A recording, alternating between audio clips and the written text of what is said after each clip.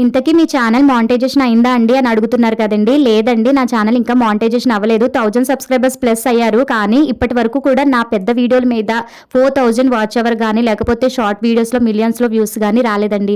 ఆ రెండు రాకపోవడం వల్ల ఇంకా నా ఛానల్ మానిటైజేషన్ అవ్వలేదండి. అందరికీ తెలిసిందే కదండి, మనకి లాస్ట్ 90 డేస్లో అంటే గడిచిన 90 రోజుల్లో షార్ట్ వీడియోస్ మీద మనకి 3 మిలియన్స్ అంటే 30 లక్షల వ్యూస్ రావాలి. లేదా పెద్ద వీడియోలు ఉంటాయి కదండి, లాంగ్ వీడియోలు, వాటి మీద మనకి 90 రోజుల్లో 3000 గంటల వాచ్ అవర్ రావాలండి.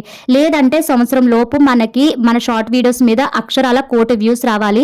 పెద్ద వీడియోల మీద 4000 గంటలు రావాలండి. ఇది మనలాంటి వాళ్ళకి అసంభవం అన్నమాట. ఎందుకంటే మనం సెలబ్రిటీస్మి కాదు, లేకపోతే లక్ ఉన్న వాళ్ళమి కాదు కదా.